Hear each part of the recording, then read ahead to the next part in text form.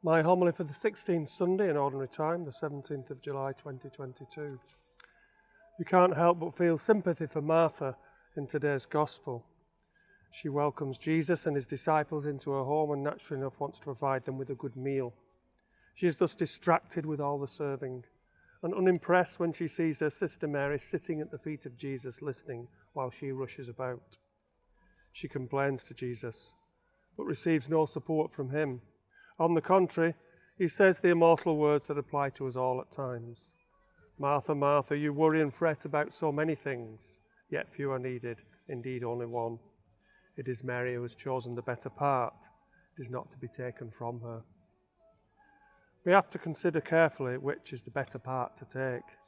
We need to listen to Jesus, listen to the word of God, for it is full of wisdom. Reflect upon it and then consider what action to take. There's always a tension between contemplation and action. It's about getting the balance right, for both are very necessary. But reflecting and contemplating first should help us to take the right action. I think back to when I was at school sitting public exams. There was a great temptation to start writing furiously after a cursory look at the first question, as you felt the seconds ticking away and were conscious of others around you writing furiously. However, that could sometimes lead to disaster, as you could misinterpret the question and find you had wasted your time in answering the wrong question. It pays to listen or read carefully before acting. When I was in Ushaw Seminary studying for the priesthood, we had a lad called Alan in our year. He was a somewhat mischievous scouser, but very gifted. He became a priest, but died young, God rest him. Certainly a case of only the good die young.